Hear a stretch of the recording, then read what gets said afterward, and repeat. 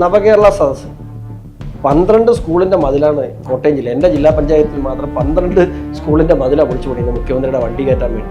ഇവിടെ മനുഷ്യന് ഇപ്പോൾ ഇന്ന് നമ്മുടെ പെൻഷൻ വിതരണം ഇന്ന് നടക്കുന്നുണ്ടെന്ന് പ്രഖ്യാപിച്ചു. ആ പെൻഷൻ കൊടുക്കാൻ കഴിയാത്ത ഒരു സർക്കാരാണ് ഈ ആഡംബരങ്ങൾ മുഴുവൻ കാണിച്ചുകൊണ്ടിരിക്കുന്നത്. മുഖ്യമന്ത്രി എന്താ രാജാവാണ്? എനിക്ക് മനസ്സിലാവുന്നില്ല. ഇയാൾ വന്നപ്പോൾ മാത്രമല്ല ഇത് ഇങ്ങനെ ഒരു കീഴ്വഴക്കമുള്ളൂ. ഇതിനേക്കാൾ പ്രഗത്ഭർ ഈ നാട് ഭരിച്ചിട്ടില്ലേ? കെ കരുണാകരനും ഇ കെ നായനാരും VS അച്യുതാനന്ദനും ഉമ്മൻചാണ്ടിയും എ കെ ആന്റണിയും ഒക്കെ ഭരിച്ചിരുന്നല്ലോ. അന്നൊക്കെ ഒരു മാന്യത എന്ന് പറയുന്ന ഒരു കാര്യമുണ്ടായി. ഇത് ആരും ചോദിക്കാനില്ല. രാജാവാണെന്ന് അദ്ദേഹം വിചാരിച്ചിരിക്കുകയാണ്. കേരളം ഭരിക്കുന്ന യഥാർത്ഥ മുഖ്യമന്ത്രി പിണറായി വിജയനല്ല. കേരളം ഭരിക്കുന്ന യഥാർത്ഥ മുഖ്യമന്ത്രി ഫാരിസ് അബൂബക്കറാണ്. കേരളത്തിന്റെ ഓരോ ചലനങ്ങളും വിദേശത്തിരുന്ന് നിയന്ത്രിക്കുന്ന ഫാരിസ് അബൂബക്കറാണ്. അത് മുഖ്യമന്ത്രിയുടെ ക്ലിഫ് ഹൗസിലെ കാര്യമാണെങ്കിലും സെക്രട്ടേറിയറ്റിലെ കാര്യമാണെങ്കിലും കുടുംബകാര്യമാണെങ്കിലും എല്ലാം അവിടെ നിന്നാണ് നിയന്ത്രിക്കുന്നത്. ആ ഫാരിസ് ഇപ്പോൾ ഉള്ളത് എവിടെയാണ്? അമേരിക്കയിലാണ്. അബുദാബി കൊമേഴ്ഷ്യൽ ബാങ്കിലെ അക്കൗണ്ടിൽ നിന്നും കൂടുതൽ പണം പോയിട്ടുള്ളത് എങ്ങോട്ടാണ്? അമേരിക്കയിലേക്കാണ്. ഇതപ്പോൾ കൂട്ടി വായിക്കുമ്പോൾ ശേഷകാലം അമേരിക്കയിൽ സെറ്റിൽ ചെയ്യാനുള്ള പരിപാടിയാണോ എന്ന് സംശയിച്ചാലും അത് പറയപ്പെടാനില്ല. ഇവിടെ ഇപ്പോൾ ഉള്ളത് പിണറായി ലിമിറ്റഡ് കമ്പനിയാണ്. ആ ലിമിറ്റഡ് കമ്പനിക്ക് എന്തും ചെയ്യാം. നല്ല കമ്മ്യൂണിസ്റ്റുകാർ മരിച്ചുപോയി, അല്ലെങ്കിൽ ഇതിനെതിരെ പ്രതികരിക്കാതിരിക്കുമോ? ആരൊക്കെയോ ഇപ്പോഴും ഉണ്ടെന്നുള്ള തെളിവുകളാണ് 6 ജില്ലാ കമ്മിറ്റികളിൽ നിന്നും എതിർ സ്വരം ഉയർന്നത്. എന്നാൽ പോലും അതിനെ അടിച്ചമർത്താൻ ഉള്ള ഈ ദിവസങ്ങൾ പിന്നെ ബഹളങ്ങളൊക്കെ നിന്നല്ലോ. ഇനി അത് അടിച്ചമർത്തപ്പെടും. പിണറായിക്കെതിരെ ആരൊക്കെ സംസാരിച്ചോ അവരൊക്കെ വരുന്ന നാളുകളിൽ പാർട്ടിയിൽ നിന്നും തരം താഴ്ത്തി ഇല്ലാതായി. കേരളം ഉറ്റുനോക്കിക്കൊണ്ടിരിക്കുന്ന യുദ്ധമാണ് ഷോൺ ജോർജും പിണറായി വിജയനും തമ്മിലുള്ള. ഇപ്പോൾ അതിൻ്റെ സ്ഥിതി എന്താണ്? കഴിഞ്ഞ ഇലക്ഷന് മുമ്പ് വൻ വിവാദങ്ങൾ ഉണ്ടായിരുന്നെങ്കിൽ പിന്നീട് അത് കെട്ടടങ്ങുന്നതാണ് കണ്ടിട്ടുള്ളത്. ഇപ്പോൾ ജൂലൈ മാസം കടക്കുകയാണ്, ജൂണിൻ്റെ അവസാനമാണ്. എന്തായിത്തീരും നമ്മുടെ SFIO അന്വേഷണം? ഞാൻ എന്തായി തീരുമെന്ന് പറഞ്ഞാൽ അതൊരു ശരിയായ നടപടിയല്ലല്ലോ. ഒരു കേസിൻ്റെ അന്വേഷണത്തിന് വേണ്ടിയാണ് ഞാൻ എൻ്റെ പോരാട്ടം ആരംഭിച്ചത്. ആ അന്വേഷണം നടക്കുന്നു. അവിടെ എനിക്ക് ബോധ്യമുള്ള ചില വിഷയങ്ങളുണ്ട്. ആ ബോധ്യങ്ങളാണ് ഞാൻ കോടതിയുടെ മുമ്പിൽ സമർപ്പിച്ചതും. ആ ബോധ്യങ്ങളുടെ അടിസ്ഥാനത്തിൽ കോടതിക്കും ബോധ്യപ്പെട്ടതിൻ്റെ അടിസ്ഥാനത്തിലാണ് ആ കാര്യങ്ങൾ അന്വേഷിക്കാൻ SFIO പോലെ ഇന്ത്യയിലെ ഏറ്റവും പ്രമുഖമായ ഒരു ഏജൻസി ഏൽപ്പിച്ചിട്ടുള്ളത്. ആ അന്വേഷണത്തിന് സെപ്റ്റംബർ 31 വരെ കാലാവധിയുണ്ട്. ആ കാലാവധിക്കുള്ളിൽ അവരെന്ത് ചെയ്യും എന്നതിനെ സംബന്ധിച്ച് അവർ അതിൻ്റെ ഒരു റിപ്പോർട്ട്, അന്വേഷണ റിപ്പോർട്ട് വരുന്നിടം വരെ അത് കാത്തിരിക്കുക എന്നുള്ളത് എൻ്റെ മര്യാദയാണ്. പക്ഷേ ഷോൺ ജോർജ് എൻ്റെ അടുത്ത് ലാസ്റ്റ് ഇൻ്റർവ്യൂവിൽ പറഞ്ഞിട്ടുള്ളത് ജൂലൈ 1 മുമ്പ് പിണറായി വിജയൻ അറസ്റ്റിലാകും എന്നൊരു വാക്ക് പറഞ്ഞിട്ടുണ്ട്. അത് എൻ്റെ ഒരു പ്രതീക്ഷയായിരുന്നു.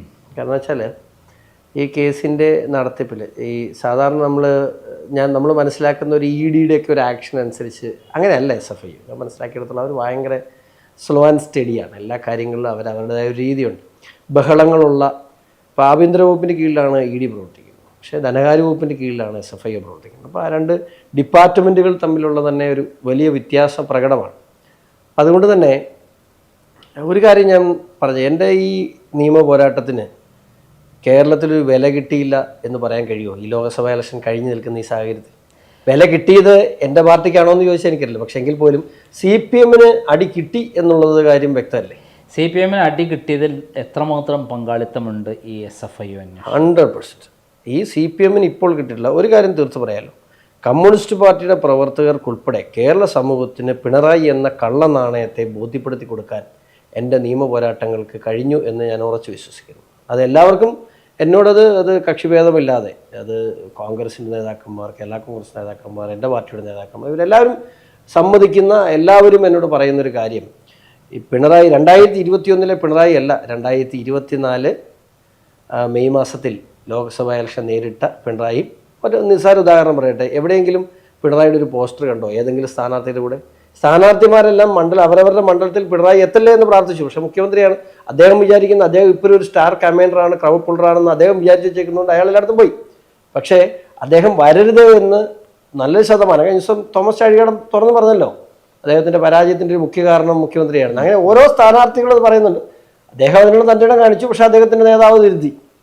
അപ്പോൾ പിണറായിക്കെതിരെ വർത്താനം പറയും. ഇപ്പോൾ 6 ജില്ലാ കമ്മിറ്റികൾ, കണ്ണൂർ ജില്ലാ കമ്മിറ്റി ഉൾപ്പെടെ പിണറായിക്കെതിരെ വർത്താനം പറയുന്ന സാഹചര്യം ഉണ്ടായില്ലേ?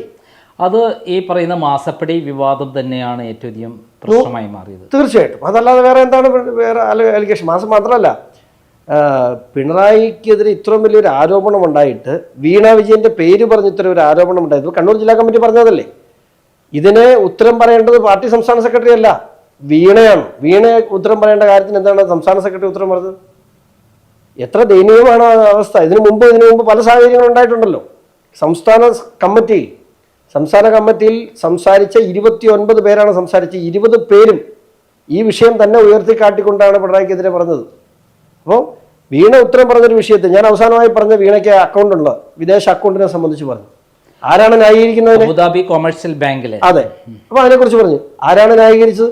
അവിടുന്ന് ഒരു എക്സാലോജിക് എന്ന് പറഞ്ഞ മറ്റൊരു പേരുള്ള കമ്പനിയെ കൊണ്ടുവന്നിട്ട് ഞങ്ങളും വീണയായിട്ട് ബന്ധമില്ല. ഞാൻ അവരെ കുറിച്ച് വല്ലതും പറഞ്ഞു? ഞാൻ പറഞ്ഞതല്ല. എക്സാലോജിക് എന്ന പേരിൽ വീണ ടീം സുനീഷ് വീണയുടെ മുൻ ഭർത്താവ് ഓപ്പറേറ്റ് ചെയ്യുന്ന ഒരു അക്കൗണ്ട് അബുദാബി കൊമേഴ്ഷ്യൽ ബാങ്കിലുണ്ട്. 2019 അത് ക്ലോസ് ചെയ്തിട്ടുണ്ട്. ആ അക്കൗണ്ടിലേക്ക് ലാവലിനുൾപ്പെടെ PW പ്രൈസ് വാട്ടർ കൂപ്പേഴ്സ് ഉൾപ്പെടെയുള്ള കമ്പനികളിൽ നിന്ന് അക്കൗണ്ടിലേക്ക് പണം എത്തിയിട്ടുണ്ട്. ഇതല്ല ഞാൻ പറഞ്ഞത്. അവർ നിഷേധിക്കാൻ പറ്റും. ഒരു മുഖ്യമന്ത്രിയുടെ മകൾ, പ്രത്യേകിച്ചും എന്നാ പറയുന്നത്, ഒത്തിരി ഉത്തരവാദിത്തപ്പെട്ട പോസ്റ്റിരിക്കുന്ന ആളുടെ വ്യക്തിയുടെ മകൾക്കെതിരെ ഞാൻ ആരോപണം ഉന്നയിച്ചാൽ അവർക്ക് എനിക്കെതിരെ കേസ് കൊടുക്കാം, അവരുടെ മുഖം രക്ഷിക്കാൻ. ഞാൻ പറഞ്ഞത് തെറ്റാണെന്നുണ്ടെങ്കിൽ അവനായിരിക്കപ്പെടുകയല്ലേ? എന്തുകൊണ്ട് എനിക്കെതിരെ കേസ് കൊടുക്കുന്നില്ല? അവരെന്തുകൊണ്ട് ഒരു ഫേസ്ബുക്ക് പോസ്റ്റിലെങ്കിലും ഞാൻ പറഞ്ഞ തെറ്റാണെന്ന് പറയുന്നില്ല? തെറ്റാണെന്ന് പറയാൻ കഴിയില്ല. കാരണം എനിക്ക് ബോധ്യമുണ്ട്. എനിക്ക് രേഖകൾ ഹാജരാക്കാൻ പറഞ്ഞാൽ എനിക്ക് വിവരങ്ങൾ തന്ന ആളുകൾ ജയിലിൽ പോകും. മനസ്സിലായില്ല? അത് ഒഫീഷ്യലായിട്ട് മാത്രമേ എടുക്കൂ. അതിനുള്ള പരാതികൾ ഞാൻ കൊടുത്തിട്ടുണ്ട്. അതുകൊണ്ട് തന്നെ പറയട്ടെ, ഈ കള്ള നാണയത്തെ കേരളം തിരിച്ചറിഞ്ഞു കഴിഞ്ഞു. അല്ലെങ്കിൽ കമ്മ്യൂണിസ്റ്റ് പാർട്ടി എന്ന് പറയാൻ പറ്റില്ല. കമ്മ്യൂണിസ്റ്റ് പാർട്ടിയിലെ നല്ല സഖാക്കളെല്ലാം പോയി. അവരെല്ലാം ഏതെങ്കിലും തരത്തിൽ പിണറായി ഇല്ലാതാക്കി കളഞ്ഞിരിക്കുന്നു. എന്തിന്? കൂത്തുപറമ്പ് രക്തസാക്ഷികളുടെ കാരണക്കാരനായ MVRന്റെ മകനെ കണ്ണൂർ ജില്ലാ കമ്മിറ്റിയിൽ പ്രത്യേക ക്ഷണിതാവായി വിളിച്ച് നിയമസഭാ ഇലക്ഷന് മത്സരിപ്പിക്കും. ഒന്ന് മത്സരിപ്പിച്ചു. ഔദ്യോഗികമായി പാർട്ടിയുടെ നേതൃനിരയിലേക്ക് കൊണ്ടുവരികയാണ്. ഇപ്പൊ ഇവർ ഈ പുഷ്പനെ അറിയാമോ, നിങ്ങളുടെ പുഷ്പനെ അറിയാമോ എന്ന പാട്ട് ഇനി എങ്ങനെ പാടും? ആ പുഷ്പൻ ആരായി? ഒരു ചോദ്യമില്ലേ? ആ പുഷ്പൻ ഇപ്പൊ ആരായി? ആ പുഷ്പനെ കാണാൻ വീട്ടിൽ ഇനി ഇദ്ദേഹം നികേഷ് കുമാർ സന്ദർശനം കൂടെ നടത്തിയാൽ പൂർണ്ണമായി. ഇവര് കൂത്തുപറമ്പ് രക്തസാക്ഷി ദിനം കൊണ്ട് ഇവരെ പക്ഷെ നാണമില്ല കേട്ടോ. ഇത് കമ്മ്യൂണിസ്റ്റ് പാർട്ടി മരിച്ചുപോയി. ഇവിടെ ഇപ്പോൾ ഉള്ളത് പിണറായി ലിമിറ്റഡ് കമ്പനിയാണ്. ആ ലിമിറ്റഡ് കമ്പനിക്ക് എന്തും ചെയ്യാം. നല്ല കമ്മ്യൂണിസ്റ്റുകാർ മരിച്ചുപോയി. അല്ലെങ്കിൽ ഇതിനെതിരെ പ്രതികരിക്കാതിരിക്കുമോ? ആരൊക്കെയോ ഇപ്പോഴും ഉണ്ടെന്നുള്ള തെളിവുകളാണ് 6 ജില്ലാ കമ്മിറ്റികളിൽ നിന്നും എതിർ സ്വരം ഉയർന്നത്. എന്നാൽ പോലും അതിനെ അടിച്ചമർത്താൻ ഉള്ള ഈ ദിവസങ്ങൾ പിന്നെ ബഹളങ്ങളൊക്കെ നിന്നല്ലോ. ഇനി അത് അടിച്ചമർത്തപ്പെടും. പിണറായിക്കെതിരെ ആരൊക്കെ സംസാരിച്ചോ അവരൊക്കെ വരുന്ന നാളുകളിൽ പാർട്ടിയിൽ നിന്നും തരം താഴ്ത്തി ഇല്ലാതാക്കി. അങ്ങനെയുള്ള ഒരു പ്രതികരണമാണോ ഇപ്പോൾ ഉണ്ടായിട്ടുള്ളത്? വളരെ എല്ലാ തട്ടിലും അടിത്തട്ടിൽ നിന്നുള്ള ഒരു പ്രതികരണമല്ലേ ഉണ്ടായിട്ടുള്ളത്? അതിനടിസ്ഥാനപരമായിട്ട് ഈ SFIO അന്വേഷണം തന്നെയല്ലേ കൃത്യമായി പറഞ്ഞത്? 100%. കാരണം ഇതിനെ നമ്മൾ പറയുന്ന ഏതെങ്കിലും ഒരു കാര്യത്തിൽ ആകെപ്പാടെ തന്നെ അബുദാബി കൊമേഴ്ഷ്യൽ ബാങ്കിന് എക്സാലോജിക്ക് വേറൊരു കമ്പനിയെ കൊണ്ട് അവരെ കൊണ്ട് ദുബായ് പത്രസമ്മേളനം നടത്തി ചോദിച്ചാൽ ഞാൻ പറഞ്ഞിട്ടുള്ള ഏത് ആരോപണമാണ് ഇവർക്ക് കൃത്യമായി നിഷേധിക്കാൻ കഴിഞ്ഞിട്ടുള്ളത്? മുഖ്യമന്ത്രി എന്ന് പറയുന്നത് ആൻസറബിൾ ആയ ഒരു വ്യക്തിയാണ്. ആ ആൻസറബിൾ ആയ ഒരു വ്യക്തി, അക്കൗണ്ടബിൾ ആയ വ്യക്തിക്കെതിരെ ഇത്ര വലിയൊരു ആരോപണം വന്നിട്ട് അതിനെ പ്രതിരോധിക്കാനോ അതിന് മറുപടി പറയാനോ മുഖ്യമന്ത്രിക്കോ മകൾക്കോ ആ പാർട്ടി സംവിധാനത്തിനോ കഴിഞ്ഞിട്ടില്ല. അത് ജനം വിലയിരുത്തും അതിനെ. ഇപ്രാവശ്യം BJPക്ക് ഇതുകൊണ്ട് എത്രമാത്രം ഗുണം കിട്ടിയിട്ടുണ്ട്? BJPയുടെ നല്ല കാൻഡിഡേറ്റ്സ് വന്ന സ്ഥലങ്ങളിലെല്ലാം, അതായത് ഫൈറ്റിംഗ് കാൻഡിഡേറ്റ്സ് വന്ന സ്ഥലങ്ങളിലെല്ലാം, ഇപ്പൊ ഞാൻ ഒരു തിരുവനന്തപുരം, ആറ്റിങ്ങൽ, ആലപ്പുഴ, എല്ലാ സ്ഥലങ്ങളും എടുത്ത് നോക്കിയ വോട്ട് കൂടിയത് എത്ര ശതമാനം വോട്ട് കൂടി? അപ്പോൾ അത് പരമ്പരാഗത CPM വോട്ടുകൾ തന്നെയാണ് ചോർന്നിട്ടുള്ളത്. അപ്പോൾ മാത്രമല്ല 3% വോട്ട് ഷെയർ വർദ്ധിച്ചിരിക്കുന്നു. 20% BJPയുടെ വോട്ട് വർദ്ധിച്ചു. ഞാൻ ഉറച്ചു വിശ്വസിക്കുന്നു ഇതിനകത്ത് ഇപ്പം കോൺഗ്രസിന് വോട്ട് കൂടിയ 3-4 രാഷ്ട്രീയ ഫാക്ടേഴ്സ് എന്ന് പറയുന്നത് ഇവിടെയുള്ള ഒരു കൺസോൾട്ടേഷൻ. ഞാനത് അങ്ങനെ എടുത്തു പറയുന്നില്ല. എനിക്ക് ഈ വർഗീയത പറയുന്ന അല്ല, വർഗീയ കാര്യങ്ങൾ പരാമർശിക്കുന്ന ഇഷ്ടമല്ലാത്ത വ്യക്തി. ഇവിടെയുള്ള ഒരു consultation who is against BJP എന്ന് ചിന്തിക്കുന്ന ഒരു കൺസോൾട്ടേഷൻ ഉണ്ട് ഇവിടെ. ആ കൺസോൾട്ടേഷൻ ലോക്സഭാ തെരഞ്ഞെടുപ്പിൽ എപ്പോഴും കോൺഗ്രസിന് അനുകൂലമായി നിൽക്കും. ആ ഒരു കൺസോൾട്ടേഷനൊപ്പം CPMന്റെ ഉള്ളിൽ നിന്നും വലിയ രീതിയിൽ വോട്ട് ചോർച്ചയുണ്ടായത്. കോൺഗ്രസ് പ്രത്യേകിച്ച് ഒന്നും ചെയ്തിട്ടൊന്നുമല്ല. പക്ഷേ CPMന്റെ ഉള്ളിൽ നിന്നും പാർട്ടിയോടും പിണറായി വിജയന്റെ ദുർഭരണത്തോടും ഉള്ള ഒരു വലിയ, അതുപോലെ ഇവരുടെ നവകേരള സദസ്സ് 12 സ്കൂളിൻ്റെ മതിലാണ് കോട്ടയം ജില്ല. എൻ്റെ ജില്ലാ പഞ്ചായത്തിൽ മാത്രം 12 സ്കൂളിൻ്റെ മതിലാണ് പൊളിച്ചു പണിയുന്നത് മുഖ്യമന്ത്രിയുടെ വണ്ടി കയറ്റാൻ വേണ്ടി. ഇവിടെ മനുഷ്യന് ഇപ്പോൾ ഇന്ന് നമ്മുടെ പെൻഷൻ വിതരണം ഇന്ന് നടക്കുന്നുണ്ട്, ഇന്ന് പ്രഖ്യാപിച്ചു. ആ പെൻഷൻ കൊടുക്കാൻ കഴിയാത്ത ഒരു സർക്കാരാണ് ഈ ആഡംബരങ്ങൾ മുഴുവൻ കാണിച്ചുകൊണ്ടിരിക്കുന്നത്. ഇന്നലെ നമ്മൾ കണ്ടതെന്താ, ഇവിടെ പാവപ്പെട്ടവൻ പട്ടിണി കിടക്കുമ്പോൾ ഇന്നലെ ധനകാര്യ വകുപ്പ് മന്ത്രിയും ഭക്ഷ്യ സിവിൽ സപ്ലൈസ് മന്ത്രിയും നിയമസഭയിൽ പറഞ്ഞു, സാമ്പത്തിക പ്രതിസന്ധി കാരണം വിപണിയിൽ ഇടപെടാൻ കഴിയുന്നില്ല, പച്ചക്കറിയുടെ വില നിയന്ത്രിക്കാൻ കഴിയുന്നില്ല, സപ്ലൈകോയിൽ അവശ്യ സാധനങ്ങൾ കൊടുക്കാൻ കഴിയുന്നില്ല. ഇതേ സമയത്താണ് മുഖ്യമന്ത്രിയുടെ ഹെലികോപ്റ്റർ 3 കോടി രൂപയ്ക്ക് വീണ്ടും പുതുക്കുന്നത്. ഇത് രണ്ടും ഒരു സംസ്ഥാനത്താണ് നടക്കുന്നത്. ഒരേപോലെ ധനകാര്യ വകുപ്പ് മന്ത്രി നിയമസഭയിൽ ഒരു കാര്യം പറയും, തൊട്ടിപ്പുറത്ത് മുഖ്യമന്ത്രി എന്താ രാജാവാണ്? എനിക്ക് മനസ്സിലാവുന്നില്ല. ഇയാൾ വന്നപ്പോൾ മാത്രമല്ല ഇത് ഇങ്ങനെ ഒരു കീഴ്വഴക്കമുള്ളൂ. ഇതിനേക്കാൾ പ്രഗത്ഭർ ഈ നാട് ഭരിച്ചിട്ടില്ലേ? കെ കരുണാകരനും ഇ കെ നായനാരും വി എസ് അച്യുതാനന്ദനും ഉമ്മൻചാണ്ടിയും എ കെ ആന്റണിയും ഒക്കെ ഭരിച്ചിരുന്നല്ലോ. അന്നൊക്കെ ഒരു മാന്യത എന്ന് പറയുന്ന ഒരു കാര്യമുണ്ടായി. ഇത് ആരും ചോദിക്കാനില്ല, രാജാവാണെന്ന് അദ്ദേഹം വിചാരിച്ചിരിക്കുകയാണ്. എവിടെ പോയി നിൽക്കാണ്? ഷോൺ ജോർജ് ഈ കാര്യത്തിൽ ഇടപെടാൻ കാരണം, ഫൈറ്റ് ചെയ്യാൻ കാരണം, സ്വന്തം പിതാവിനെതിരെ നിയമവിരുദ്ധമായിട്ടുള്ള പ്രവർത്തനം പിണറായി വിജയൻ നടത്തിയിട്ടാണ്. കള്ളക്കേസിൽ കുടുക്കി അദ്ദേഹത്തെ നിരന്തരമായി അറസ്റ്റ് ചെയ്തതിനുള്ള പ്രതികാരമാണെന്ന് പറഞ്ഞിട്ടുണ്ട്. ആ പ്രതികാരം പൂർണ്ണമായും പൂർത്തിയാകുമോ? ഞാൻ പറഞ്ഞല്ലോ, എനിക്കിത് പ്രതികാരത്തിന് ഞാനത് അല്ലെന്ന് പറഞ്ഞാൽ അത് തെറ്റാവും. ഞാൻ എൻ്റെ മനസാക്ഷിയോട് പറയുന്ന ഒരു നുണയാവും. ഞാൻ അതിവിടെ തുടങ്ങിയതാണ്. പക്ഷെ ഇന്ന് എൻ്റെ ചിന്താഗതിയൊക്കെ അതിനൊക്കെ ഒത്തിരി അപ്പുറത്ത് പോയി. കാരണം ഇത് എൻ്റെ കടമയാണ്. ഞാൻ തുടങ്ങിയിടത്ത് എൻ്റെ ഒരു വാശിക്ക് ഞാൻ തുടങ്ങിയതാണെങ്കിൽ ഇന്ന് ഞാൻ അറിഞ്ഞ കാര്യങ്ങൾ പൊതുസമൂഹത്തിന് മുമ്പിൽ കൊണ്ടുവരേണ്ട, നിയമത്തിന് മുമ്പിൽ കൊണ്ടുവരേണ്ട, ഈ നാടിനെ കൊള്ള ചെയ്തവർക്ക് അർഹമായ ശിക്ഷ മേടിച്ചു കൊടുക്കേണ്ടത് എൻ്റെ കടമയാണ്. അല്ലെങ്കിൽ ഒരു പൊതുപ്രവർത്തകനായി ഈ സമൂഹത്തിൽ അവശേഷിക്കാൻ എനിക്ക് അർഹതയില്ല എന്ന് ഞാൻ വിശ്വസിക്കുന്നു. അതായത് ഈ കാര്യത്തിൽ ഇടപാട് ഏകദേശം ഒരു ചെറിയ എമൗണ്ട് അല്ല നടന്നിരിക്കുന്നതെന്ന് അറിയാലോ. നമ്മളെ അക്കൗണ്ടിൽ കൂടെ വന്ന 1,72,00,000 രൂപ മാത്രമാണ്. ബാക്കി ആദ്യത്തെ ഒരു ഘട്ടത്തിൽ 100 കോടി രൂപയാണെങ്കിലും പിന്നീട് കോടാനുകോടി രൂപ ഇതിൽ ട്രാൻസാക്ഷൻ നടന്നു എന്നുള്ളതാണ് നമ്മൾ മനസ്സിലാക്കുന്നത്. ഇത് എങ്ങോട്ട് പോയി? ഇത് അമേരിക്കയ്ക്ക് പോയി. പച്ചയ്ക്ക് പറഞ്ഞാൽ അമേരിക്കയ്ക്ക് പോയി. ഇത് എവിടെ നിന്നൊക്കെ ഇപ്പം എനിക്കറിയാവുന്ന ഒരു അക്കൗണ്ട് ഞാൻ പറഞ്ഞല്ലോ, അബുദാബി കൊമേഴ്ഷ്യൽ ബാങ്ക്. ഇനി ലോകത്ത് ഏതൊക്കെ രാജ്യങ്ങൾ എവിടെയൊക്കെ എന്തൊക്കെയുണ്ട്. ഇപ്പം ഞാനൊരു വഴിക്ക് പോയപ്പോൾ ഞാനൊരു മൗറീഷ്യസ് പറയും, ഒരു വഴിക്ക് പോയപ്പോൾ അതിനൊന്നും എനിക്ക് ഈ പറയുന്ന പോലെ വലിയ രേഖകളൊന്നുമില്ല. പക്ഷേ മൗറീഷ്യസിൽ രജിസ്റ്റർ ചെയ്തൊരു കമ്പനിയുടെ ഒരു ഓഫീസ് തിരുവനന്തപുരത്ത് എന്ന് ഞാൻ നോക്കിയപ്പോൾ അതൊരു ഫ്ലാറ്റിൽ ഒരു അമ്മച്ചി മത്തി വറുത്തുകൊണ്ടിരിക്കുകയാണ്. അതാണ് ആ മൗറീഷ്യസിലുള്ള കമ്പനിയുടെ കേരള ഓഫീസിന്റെ അവസ്ഥ.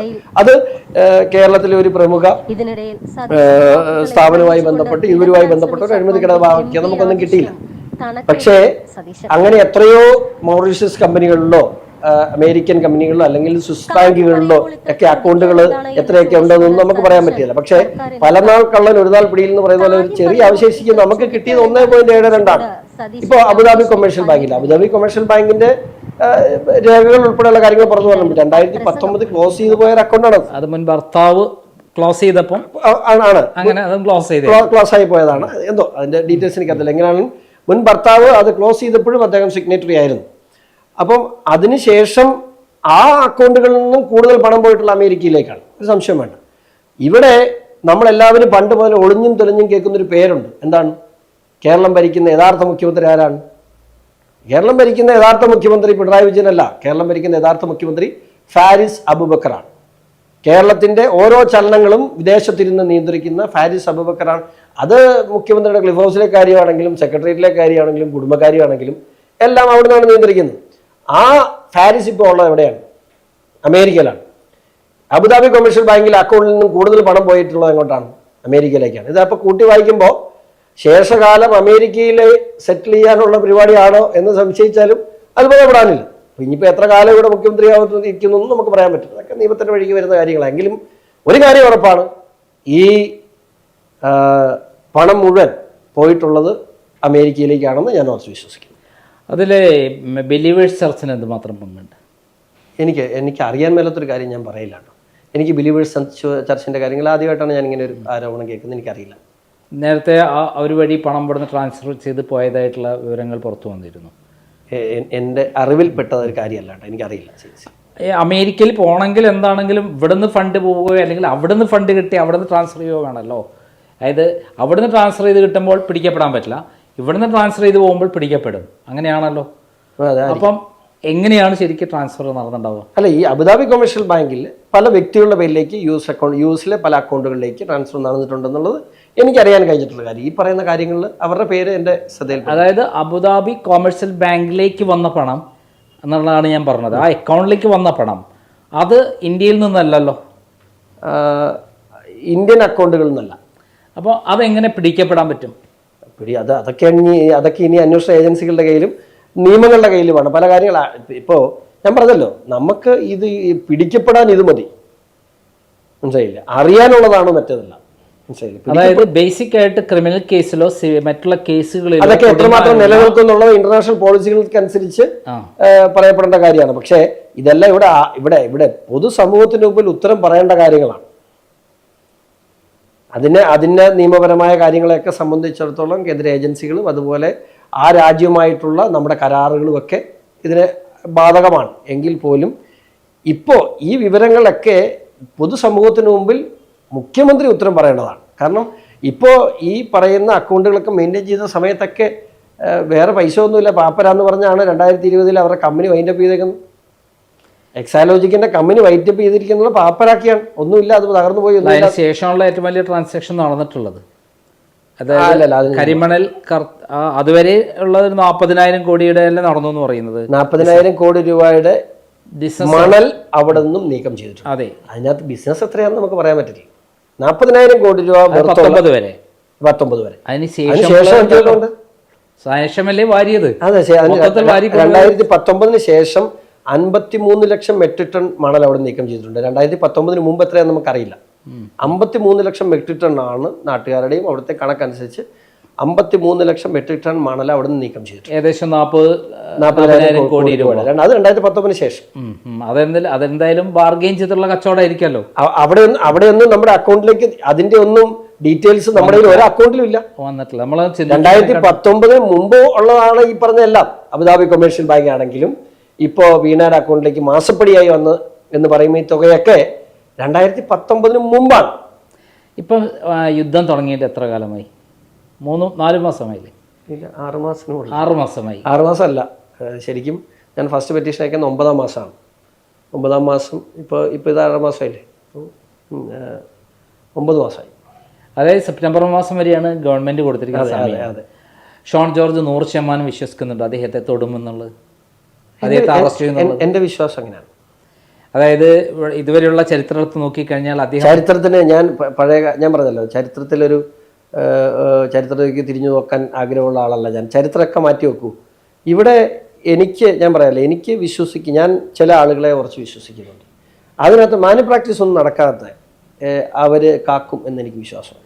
അതായത് കഴിഞ്ഞകാല ചരിത്രം ഇതിന്റെ ഒരു ഭാഗം തന്നെയാണല്ലോ. കഴിഞ്ഞകാല ചരിത്രം ലാവ്ലിൻ കേസ് എടുത്താലും അല്ല ഞാൻ ഈ ഫ്ലോറിൽ വെച്ച് തന്നെ ലാവ്ലിൻ ഉൾപ്പെടെയുള്ള വിവിധ കാര്യങ്ങൾ നമ്മൾ ചർച്ച ചെയ്തിട്ടുണ്ട്. ചേട്ടൻ വലിയ പോരാട്ടം നയിച്ച ആളാണ്. അവിടെയൊക്കെ എന്ത് സംഭവിച്ചെന്ന് എനിക്കറിയാതെ ഞാൻ ആരെങ്കിലും കുറ്റം പറയാൻ എനിക്ക് പറ്റുമോ? അല്ല, അത് കുറ്റം പറയുന്നു എന്നുള്ളതല്ല ഞാൻ പറഞ്ഞ ലാവ്ലിൻ കേസ് കോടതിയിൽ എത്തിയ ഏത് കാലഘട്ടത്തിലാണ്? അത് വർഷങ്ങൾക്ക് മുമ്പുള്ള 2011 അല്ലേ? 2010 തുടങ്ങിയത്. 2009 കുറ്റപത്രം. ആ സമയത്ത് ഈ രാജ്യം ഭരിച്ചുകൊണ്ടിരുന്ന ആരാണ്? അല്ല, അത് സമ്മതിച്ചു. അപ്പൊ എല്ലാരും തമ്മിൽ അഡ്ജസ്റ്റ്മെന്റ് ഉണ്ടെന്ന് പറയേണ്ടി വരില്ല? അല്ല, എല്ലാവരുമായിട്ട് അഡ്ജസ്റ്റ്മെന്റ് ഉണ്ടല്ലോ. ഞാനൊരു പാവം സാധാരണ പൂഞ്ഞാറുകാരൻ, ഞാനൊരു സാധാരണ പാവം പൂഞ്ഞാറുകാരൻ, എനിക്ക് ഇതിനെ കുറിച്ചൊന്നും അറിയില്ല. പക്ഷെ ഞാൻ ഇന്ന് എന്റെ കേസിൽ എനിക്ക് നല്ല വിശ്വാസം. സംസ്ഥാന BJP പ്രസിഡന്റ് നേരിട്ട് പറഞ്ഞിട്ടുള്ളതാണ്, സ്വർണ്ണക്കളക്കടത്തിൽ പിണറായി വിജയനും മകളും അറസ്റ്റിലാകും, അവരാണ് മുഖ്യപ്രതികൾ എന്ന് പറഞ്ഞിട്ടുള്ളതാണ്.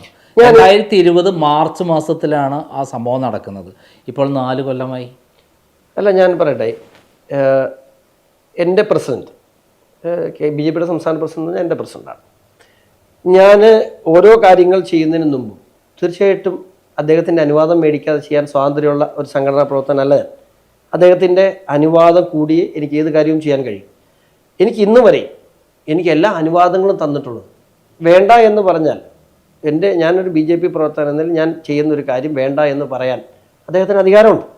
കാരണം ഞാൻ ഒരു BJP പ്രവർത്തകൻ മാത്രമല്ല, ഞാനൊരു ജില്ലാ പഞ്ചായത്ത് മെമ്പറാണ്, ആ പാർട്ടിയുടെ ഒരു ഭാരവാഹിയാണ്. അപ്പോൾ എന്നെ നിയന്ത്രിക്കാനുള്ള അവകാശമുള്ള വ്യക്തിയാണ് അദ്ദേഹം. അദ്ദേഹം ഇന്ന് വരെ എന്നെ അങ്ങനെ തടഞ്ഞിട്ടില്ല എന്ന് മാത്രമല്ല, എന്നെ നിരുത്സാഹപ്പെടുത്തിയിട്ടില്ല എന്ന് മാത്രമല്ല, എന്നെ എല്ലാ തരത്തിലും അദ്ദേഹം പ്രോത്സാഹിപ്പിച്ചിട്ടുള്ളൂ. എനിക്ക് അനുവാദം തന്നിട്ടുള്ളൂ. പിന്നെ അപ്പം അദ്ദേഹം എന്തെങ്കിലും കാണിച്ചെന്ന് പറയാൻ പറ്റും? അല്ല, ഞാൻ എൻ്റെ അനുഭവം, ഇവിടെ നാട്ടിലുള്ള അനുഭവം മാത്രമാണ് പറഞ്ഞിട്ടുള്ളത്. ഇതുവരെയുള്ള ചരിത്രം എനിക്ക് പറയാവുന്ന ചരിത്രം മറന്നേക്കൂ. കാരണം ഞാൻ ഇതിൻ്റെ അകത്ത് ഇൻവോൾവ് ആയ ഒരാൾ കൂടിയാണ്. ചില കാര്യങ്ങൾ നടക്കുമ്പോൾ ചരിത്രമൊക്കെ വഴിമാറും. അല്ല, ഇതിൽ ഞാൻ അതിനെ കുറ്റം പറയാം. കാരണം നീ ദീർഘകാലത്തെ നിയമ പോരാട്ടം മാത്രമല്ല, ജീവൻ പണയം വെച്ച് പോരാട്ടം നടത്തിയ ഒരാളാണ് ചേട്ടൻ. എനിക്ക് നന്നായിട്ട് അറിയാം. അല്ല, അങ്ങനെയുള്ളൊരു സംഭവം വെച്ചിട്ടാണ് ഞാൻ ഷോൺ ജോർജിന്റെ ഫൈറ്റിനെ വിലയിരുത്തുന്നത്. അല്ല, ഞാൻ പറഞ്ഞത് നമ്മളിപ്പോഴും ജോലി ചെയ്തുകൊണ്ടായിരിക്കും. ആ ജോലി ഇപ്പൊ എനിക്ക് എല്ലാ ദിവസവും മാധ്യമങ്ങളിൽ വന്ന് പത്രസമ്മേളനം നടത്താനുള്ള ഞാൻ പറയല്ലേ, 40-45 ദിവസം നമ്മൾ നിന്നപ്പോൾ 45 ഡോക്യുമെന്റ്സ് നമ്മൾ എടുത്തു. നമ്മൾ ഓരോ ദിവസവും ഓരോന്ന് പത്രക്കാർക്ക് കൊടുക്കും. നമ്മളിതൊന്നും നമ്മളെ കൊടുത്തിട്ടില്ല. ചില ക്രൂഷ്യൽ സിറ്റുവേഷനിൽ ഇത് പുറത്ത് വന്നില്ലെങ്കിൽ ശരിയാകില്ല എന്ന സാഹചര്യത്തിൽ മാത്രമേ ഞാൻ പലതും പറയാറുള്ളൂ. ഇനിയും ഈ കരിമണൽ ഖനനവുമായി ബന്ധപ്പെട്ട നിരവധി കാര്യങ്ങൾ എനിക്കിനിയും ചെയ്യാനുണ്ട്. ഈ കാലഘട്ടത്തിൽ ഇപ്പം ഞാൻ സെപ്റ്റംബറിന് മുമ്പ് എനിക്ക് നിരവധി കാര്യങ്ങൾ ഇനിയും ചെയ്യാനുണ്ട്. എൻ്റെ നാടിനെ, എന്നെ ഇപ്പോൾ കരിമണൽ ഖനനവുമായി ബന്ധപ്പെട്ട ആ സമരസമിതി ഇപ്പോൾ ഏറ്റവും അധികം വിശ്വസിക്കുന്നത് എന്നെയാണ്. അപ്പോൾ അവർക്ക് വേണ്ടി എനിക്ക് കുറേ കാര്യങ്ങൾ ചെയ്യാനുണ്ട്. ഇതൊക്കെ അതിനൊക്കെയുള്ള ജോലികൾ ഞാൻ ചെയ്തുകൊണ്ടിരിക്കുകയാണ്. ദയവ് വായിച്ചു തന്നാൽ ഞാൻ ഇനി മുമ്പോട്ട് എൻ്റെ ജോലികളുമായി തന്നെ മുമ്പോട്ട് പോകും. ഈ ഇലക്ഷനിൽ ഇപ്പം BJP വലിയ മുന്നേറ്റം ഉണ്ടാക്കാൻ കഴിഞ്ഞു. അതിൽ കാര്യം ഈ പറയുന്ന മാസപ്പടി വിവാദം, താങ്കളുടെ പോരാട്ടം നിർണായകമായിരുന്നു വോട്ട് ഷെയർ ഉണ്ടാക്കുന്നതിൽ. പക്ഷേ ഇതിൽ ഈ സെപ്റ്റംബർ മാസം കഴിഞ്ഞിട്ടും യാതൊരു നടപടിയും ഉണ്ടാകുന്നില്ല എങ്കിൽ ഷോൺ ജോർജിൻ്റെ നിലപാട് എന്തായിരിക്കും? സെപ്റ്റംബർ മാസം കഴിഞ്ഞ് ഒരു അന്വേഷണം റിപ്പോർട്ട്, കോടതിയുടെ മുമ്പിൽ ഒരു അന്വേഷണ റിപ്പോർട്ട് വരേണ്ടതുണ്ടല്ലോ. അപ്പോൾ ആ അന്വേഷണ റിപ്പോർട്ടിൽ ഒന്നുമില്ല എന്ന് ആർക്കെങ്കിലും പറയാൻ പറ്റുമോ? നമുക്ക് ഓൾറെഡി തന്നെ ബോധ്യമുള്ള കുറേ കാര്യങ്ങളുണ്ട്. അപ്പോൾ എനിക്ക് തോന്നുന്നില്ല അവിടം വരെ പോകില്ല. ജൂലൈ മാസത്തിൽ തന്നെ ഇത് സംബന്ധിച്ച് കുറച്ചുകൂടെ ക്ലാരിറ്റി ഈ അന്വേഷണ ഏജൻസികളുടെ ഭാഗത്ത് ഉണ്ടാവും. കാരണം ഇനി ജൂലൈ 15 ഇവിടെ കോടതിയിൽ KSADC കൊടുത്ത കേസ് വരുന്നുണ്ട്. അപ്പോൾ അവിടെയും കുറച്ച് കാര്യങ്ങളൊക്കെ അന്വേഷണ ഏജൻസികളിൽ നിന്നും വ്യക്തമാകുമെന്നാണ് ഞാൻ പ്രതീക്ഷിക്കുന്നത്. ജൂലൈ 27 ഡൽഹി ഹൈക്കോടതിയിൽ ഇതേ വിഷയം CMRൽ കൊടുത്ത അന്വേഷണത്തിനെതിരെ CMRൽ കൊടുത്ത കേസ് ജൂലൈ 27 വരുന്നുണ്ട്. അവിടെയൊക്കെ കുറച്ച് കാര്യങ്ങൾ വ്യക്തമാകും എന്നാണ് എനിക്ക് മനസ്സിലാക്കാൻ കഴിഞ്ഞിട്ടുള്ളത്. കാരണം അവരുടെ രീതികളനുസരിച്ച് ഇതിനു മുമ്പും അങ്ങനെ അവരുടെ അന്വേഷണത്തിൻ്റെ ഏറെക്കുറെ ഒരു ഒരു ഒരു ഒരു പ്രൈമറി റിപ്പോർട്ടൊക്കെ വന്നിരുന്നു. ഇനിയും അത്തരത്തിലുള്ള റിപ്പോർട്ടുകൾ വരും എന്നാണ് എൻ്റെ പ്രതീക്ഷ. താങ്കൾ വിശ്വസിക്കുന്നത് അദ്ദേഹം നിർബന്ധമായി കുടുങ്ങും എന്ന് തന്നെയാണ്? അതായത് പിണറായി വിജയനും മകളും അദ്ദേഹം കുറ്റക്കാരനാണെന്ന് ഞാൻ വിശ്വസിക്കുന്ന പോലെ തന്നെ കേരള സമൂഹം മുഴുവൻ ഇപ്പോൾ വിശ്വസിക്കും. അല്ല, നമ്മൾ രേഖാമൂലം അങ്ങനെയാണല്ലോ. അല്ല, ഇതിന് ഈ 1,72,00,000 രൂപ മാസപ്പടി മേടിച്ചതിനൊന്നും പിണറായി വിജയന് കൊടുത്ത കാശെന്നല്ലാതെ അതിനൊന്നും പറയാൻ അവർക്ക് കഴിയില്ല. കാരണം അത്രയും സ്ട്രോങ് ആയിട്ടുള്ള മൊഴികൾ നിൽക്കുകയാണ്. ഞാൻ മൊഴികളിൽ നിന്ന് അവർക്ക് മാറ്റാനും കഴിയില്ല. താങ്കളുടെ കേസാണോ അതല്ല മാത്യു കുഴൽനാടൻ്റെ കേസാണോ ഫലപ്രദമായിട്ട്? ഞങ്ങൾ രണ്ടുപേരുടെയും ഒരേപോലെ അദ്ദേഹം നിയമസഭയിൽ ആദ്യമായിട്ട് വിഷയം ഉന്നയിച്ച അദ്ദേഹമാണ്. പിന്നെ ഈ വിജിലൻസ് കേസ് വന്നപ്പോൾ എനിക്ക് ചില അഭിപ്രായ വ്യത്യാസങ്ങൾ ഞാൻ അത് പരസ്യമായി തന്നെ പ്രകടിപ്പിക്കുകയും ചെയ്തു. കാരണം SFIയുടെ അന്വേഷണം നടക്കുന്ന ഒരു കേസിൽ വിജിലൻസ് എൻക്വയറിക്ക് തിരുവനന്തപുരത്ത് കൊടുത്തു. അത് തള്ളുന്നൊരു സാഹചര്യം ഉണ്ടായപ്പോൾ ഒരു ചെറിയ ശതമാനം ആളുകളെങ്കിലും, ഇലക്ഷൻ കഴിഞ്ഞാണ് അതിൻ്റെ വിജിലൻസ് കോടതി ഈ കുഴൽനാടൻ്റെ ഹർജി, മാത്യുവിൻ്റെ ഹർജി തള്ളിയത്. അതിന് മുമ്പായിരുന്നെങ്കിൽ സഹാക്കന്മാരെല്ലാം പറഞ്ഞാൽ അയ്യോ ഇതോടെ മൊത്തം പിണറായി വിജയനെ വെള്ളപൂശി പിണറായി വിജയൻ മാന്യനാണ് എന്ന് കോടതി പറഞ്ഞു എന്ന് പറഞ്ഞാൽ ഇവിടെ 3 ഹൈക്കോടതി ശരിവെച്ചൊരു കേസാണ് വിജിലൻസ് കോടതി, തിരുവനന്തപുരം വിജിലൻസ് കോടതി തള്ളിയത്. അതിന് അപ്പീൽ അദ്ദേഹം ഇവിടെ ഫയൽ ചെയ്തിട്ടുണ്ട്. അതിൻ്റെ ഒരു ഇഷ്യൂ എന്ന് പറയുന്നത് SFI അന്വേഷണം നടക്കുന്ന ഒരു കേസിൽ ഇനി മറ്റൊരു അന്വേഷണവും നിയമപരമായി നടക്കാൻ പറ്റില്ല. കാരണം അത് സെക്ഷൻ 212(14) അനുസരിച്ച് ഒരു കാരണവശാലും ഇനി ഒരു അന്വേഷണം മറ്റൊരു ഏജൻസിക്കും ഇന്ത്യ മഹാരാജ് നടത്താൻ പറ്റില്ല. പിന്നെ അപ്പം മാത്രമല്ല മുഖ്യമന്ത്രി കീഴിലിരിക്കുന്ന വിജിലൻസ് ഡിപ്പാർട്ട്മെൻറ്റ് അദ്ദേഹത്തെക്കുറിച്ച് അന്വേഷിക്കുക എന്ന് പറയുന്നൊരു കോമഡിയായി പോകും. അതാണ് ഞാൻ ഒരു കുറ്റമായി ഞാനൊരു വിമർശനം ഉന്നയിച്ചത് ആ ഒരു വിഷയത്തിലുള്ള. പക്ഷേ അതിനകത്ത് ഒരു കാര്യം കൂടെ, അതിനകത്തൊരു വിഷയം എന്ന് പറഞ്ഞാൽ അങ്ങനെ ഒരു കോടതി വിധി വന്നാലൊരു ഗുണം, മുഖ്യമന്ത്രി പ്രസിഡൻസ് ബാധകമല്ലാത്ത ഒരാളാണ് പിണറായി വിജയൻ. പുള്ളിക്ക് എന്ത് പറഞ്ഞാലും എന്നാണോ ഉള്ള ആളല്ല. പുള്ളി ഞാൻ രാജിവെക്കലെന്ന് പറയും. ഇതിനു മുമ്പ് വിജിലൻസ് അന്വേഷണം വന്നപ്പോൾ വിജിലൻസ് ഒഴിഞ്ഞുകൊണ്ടാണ് ഉമ്മൻചാണ്ടി മാതൃക കാണിച്ചത്. അപ്പം അങ്ങനെ ഹൈക്കോടതി വിധി വന്നാൽ മുഖ്യമന്ത്രിയെ വിജിലൻസ് ഒഴിപ്പിക്കാൻ കഴിഞ്ഞാൽ അതൊരു വിജയമാണ്. കേരളത്തിൽ നടന്നൊരു സംഭവം, അദ്ദേഹം മുഖ്യമന്ത്രിയെ ഇരിക്കുന്ന സമയത്ത് അദ്ദേഹത്തിൻ്റെ അധികാര ദുർവിനിയോഗം നടത്തിയിട്ടുള്ള ഇടപാടാണല്ലോ നടന്നിരിക്കുന്നത്. സ്വാഭാവികമായിട്ടും അതും ഭാഗമാണ്. അത് വേറൊരു കേസാണ്. ഇതിപ്പോൾ SFIO എന്നുള്ള അന്വേഷണം ഇതിന് കമ്പനിയുമായി ബന്ധപ്പെട്ട് അഴിമതിയായിട്ട് വരുന്ന ഗവൺമെൻറ് വരുന്ന ഒരു ഭാഗമായിട്ടല്ലേ നമ്മുടെ വരുന്നത്? രണ്ടും രണ്ടല്ലേ യഥാർത്ഥത്തിൽ? അതെ, രണ്ടാണ്. അല്ലല്ല, വിജിലൻസ് എന്ന് പറയുന്നത് ശരിക്കും അവിടെ നടന്നിട്ടുള്ള അഴിമതി അന്വേഷിക്കേണ്ട ഒരു വിഷയമാണ്. പക്ഷെ മാറ്റർ സെയിമാണ്. മാറ്റർ എന്താണ്? CMR നടത്തിയിട്ടുള്ള ക്രമക്കേടുകളെ സംബന്ധിച്ചാണ് വന്നത്. അത് ഓൾറെഡി ഒരു എൻക്വയറി SFIയുടെ നടക്കുന്ന സ്ഥിതിക്ക് വിജിലൻസ് എൻക്വയറി എവിടെയാണ് നടത്തേണ്ടത്, ഇതിൻ്റെ അഴിമതി എവിടെ നടന്നു എന്നതിനെ സംബന്ധിച്ച്. പക്ഷേ SFI ഇനിഷ്യേറ്റ് ചെയ്തൊരു എൻക്വയറി അവിടെ നിൽക്കുമ്പോൾ ഇത് പ്രായോഗികമായി നടക്കില്ല. അതാണ് പ്രശ്നം. അത് കമ്പനി അഫയേഴ്സ് അല്ലേ SFI കമ്പനി അഫയേഴ്സ് ആണെങ്കിൽ പോലും സീരിയസ് ഫ്രോഡ് ഇൻവെസ്റ്റിഗേഷൻ ആണ്. പക്ഷേ രണ്ടിനും വേണ്ട ഡോക്യുമെന്റ്സ് സെയിം ആണ്. സെയിം ഡോക്യുമെന്റ്സ് ആണ്. അപ്പോൾ അതുകൊണ്ട് തന്നെ ആ അന്വേഷണം നടക്കുന്ന സമയത്ത് ഒരു വിജിലൻസ് എൻക്വയറി ഇനിഷ്യേറ്റ് ചെയ്താൽ അവിടെ ഈ ഡോക്യുമെന്റ്സുകൾ നമുക്കൊരു വിഷയമല്ലേ. നമ്മളെക്കാൾ നന്നായിട്ട് SFIയേക്കാൾ നന്നായിട്ട് ഇതിന് അന്വേഷണ ഏജൻസികൾക്ക് ആവശ്യമുള്ള ഡോക്യുമെന്റ്സ് എവിടെയൊക്കെ ഇരിക്കുന്നതെന്ന് ഏറ്റവും അധികം നന്നായിട്ട് അറിയാവുന്ന ആരാ? നശിപ്പിക്കപ്പെടാനും സാധ്യതയില്ലേ വിജിലൻസ് അന്വേഷിച്ചാൽ? ഇതിനകത്ത് പല ഘട്ടത്തിലും വിജിലൻസിൻ്റെ ഒരു എൻക്വയറി കയറി വന്നാൽ ഇത് മുഖ്യമന്ത്രി ഇപ്പോൾ വിജിലൻസ് ഒഴിഞ്ഞാൽ തന്നെ CPM ഭരിക്കുന്ന ഈ കാലഘട്ടത്തിൽ ഒരു വിജിലൻസ് അന്വേഷണം വന്നാൽ അതൊരു അന്വേഷണത്തിന് ഗുണകരമാകുമെന്ന് ഞാൻ വിശ്വസിക്കുന്നു. പക്ഷെ കോടതി വിധി ഉണ്ടല്ലോ. ഏതാ? അതായത് ആദായ നികുതി സെറ്റിൽമെന്റ് ബോർഡിന്റെ കോടതി വിധി വന്നല്ലോ, അതിലാണല്ലോ ഈ തെളിവ്. അങ്ങനെയുള്ള 1.72 റെക്കോർഡിൽ വരുന്നത്. ആ റെക്കോർഡ് മാറ്റാൻ പറ്റില്ലല്ലോ. ആ റെക്കോർഡ് മാറ്റാൻ പറ്റില്ല. പക്ഷെ അവിടെ ആ റെക്കോർഡ് എന്തോ എങ്ങനെ ഉണ്ടായി? PCIT principal commission of income tax Kochi അവരുടെ അന്വേഷണത്തിൽ ഇവർ കൊടുത്ത മൊഴി ആണ് പ്രശ്നമായത്. ആ മൊഴി എല്ലാവരും ഇപ്പം മാറ്റി. പക്ഷെ ആ മൊഴി മാറ്റിയിട്ട് കാര്യമില്ല. മൊഴി അവിടെ റെക്കോർഡർ ആയതുകൊണ്ട് മൊഴി മാറ്റിയിട്ട് കാര്യമില്ല. ഇപ്പോൾ ഇവർ പറയുന്നത് എന്താണ്? അത് ഒരു ഇൻട്രം സെറ്റിൽമെന്റ് ബോർഡിൻ്റെ കോൺഫിഡൻഷ്യൽ ആയിട്ടൊരു സാധനം എങ്ങനെ പുറത്തു വന്നു? ഷോൺ ജോർജും ഇൻകം ടാക്സ് ഡിപ്പാർട്ട്മെന്റും നടത്തിയ ഒത്തുകളിയുടെ ഭാഗമായി, ആ കോൺസ്പിറൻസിയുടെ ഭാഗമായിട്ടാണ് ഈ കേസ് വന്നിട്ടുള്ളതെന്നാണ് ഇപ്പം ഡൽഹി ഹൈക്കോടതിയിൽ ഇവരുടെ കണ്ടൻഷൻ. ഇവരങ്ങനെയാണ് ആരോപിക്കുന്നത്. ഞാൻ ആ കേസിൽ കക്ഷിയേരിയാണ്. 27-ാം തീയതി ജൂലൈ 27-ന് ഞാൻ ഡൽഹി ഹൈക്കോടതി ഞാൻ കക്ഷിയേരി. കാരണം അതിനകത്ത് മുഴുവൻ ഷോൺ ജോർജ് ഇൻകം ടാക്സ് ഇവർ ഗൂഢാലോചന നടത്തി, പൊളിറ്റിക്കലായിട്ടുള്ള നടത്തിയ ഗൂഢാലോചനയാണെന്ന് ഇവർ പറയുന്നത്. എന്തായാലും ഷോൺ ജോർജിന്റെ പിതാവിനെ അറസ്റ്റ് ചെയ്തത് വഴി നാടിന് വലിയൊരു പോരാട്ടത്തിനുള്ള ഒരു വഴിയൊരുക്കി എന്ന് പറഞ്ഞാൽ സത്യമല്ലേ? കാരണം പിണറായി വിജയൻ നടത്തിയ പല തട്ടിപ്പുകൾ എൻ്റെ ജീവിതത്തിൽ എല്ലാ കാര്യത്തിലും ഞാൻ ഓരോ നിമിത്തങ്ങൾ കാണാറുണ്ട്. ഞാനൊരു രാഷ്ട്രീയക്കാരനാകാൻ നിന്നാണല്ല. ഞാൻ ചെറുപ്പം മുതലേ വീട്ടിൽ കണ്ടതും കേട്ടതും എല്ലാം രാഷ്ട്രീയമാണ്. എൻ്റെ മുമ്പിൽ വരുന്ന ആളുകൾ, അത് രാഷ്ട്രീയമൊന്നുമില്ല, എൻ്റെ മുമ്പിൽ വരുന്ന കാര്യങ്ങൾ ഇന്ന കാര്യങ്ങൾ ചെയ്യാൻ പറയും. കുഞ്ഞിലേ മുതൽ അപ്പൻ്റെ കൂടെ ഇങ്ങനെ നടന്ന് അതിനപ്പുറത്തേക്ക് രാഷ്ട്രീയ പ്രവർത്തകനാകണം അല്ലെങ്കിൽ ജനപ്രതിയാകണം എന്നും ജീവിതത്തിൽ ആഗ്രഹിച്ചില്ല.